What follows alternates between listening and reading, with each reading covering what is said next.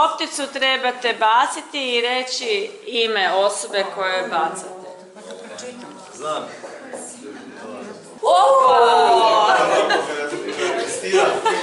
Jao,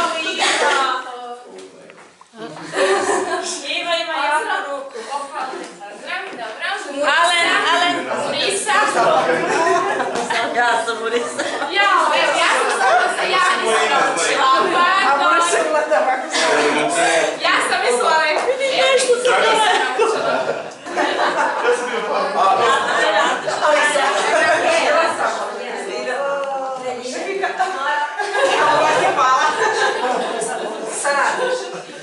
Sadržaj za mlade, aktivnosti za mlade, čega god.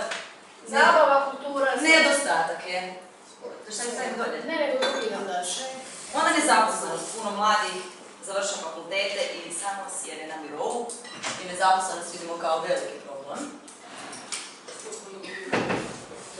Dalje, svi se borimo s ovim. Nedovoljna podrška lokalne samouprave. Pogotovo za mlade, mlade se uvijek gleda kao problem. Prva i osnovna stvar između prekogranične saradnje je razmjena iskustava, znanja i ideja.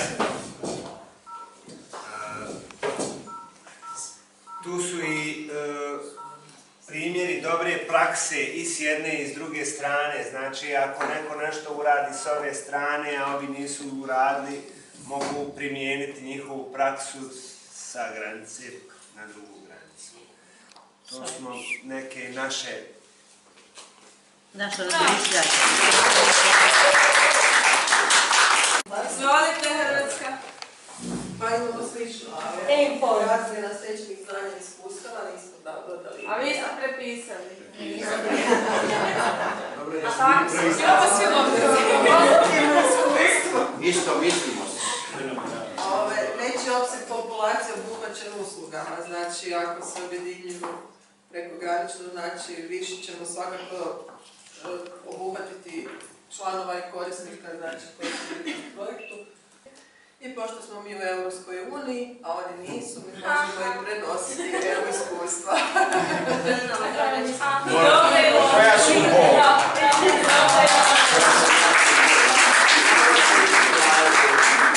Ima pričati o fiskalizaciji, ali su mi to davno uradili. BK može sve, ali ništa, ako jednostavno kad vas budu pitali imate li šta za prijateljstvo, imašte glavom. Logička matrica, logiku.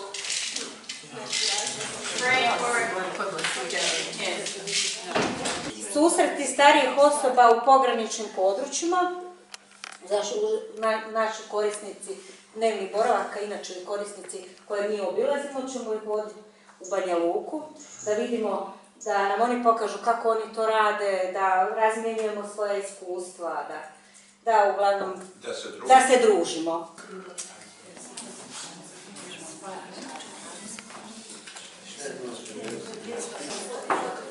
O, kako to dugačko.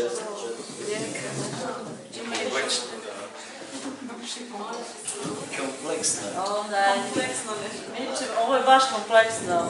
Mi ćemo ipak reći kada se krene pisati, evo i ovaj prvi draft, da zaista ima puno toga što poslije prešaramo, nešto nismo dobro definisali, nešto smo se vratili, nešto znači, apsolutno ovi projekti nimalo nisu laki za napisati, niti ta naša, kako ja volim reći, igra riječi mora biti malo drugačija, pošto pogotovo nismo mi u prilici braniti projekte, pošto ovo danas razgovaramo o njima. Imamo poboljšanu suradnju građana i lokalnih uprava kroz rad mjesnih organizacija ili mjesnih zajednica, kao što to se kod nas u Bosni kaže. Kako da stvorimo odgovorne građane da rješavaju probleme. Pa ima ovdje naša zajednica, naša odgovornost, jedna dobra poruka naših kolega iz X-a koji kažu zaista to je opet taj aktivizam građana kako da ono što nas zajednički veže, a to su sve ono što su putevi,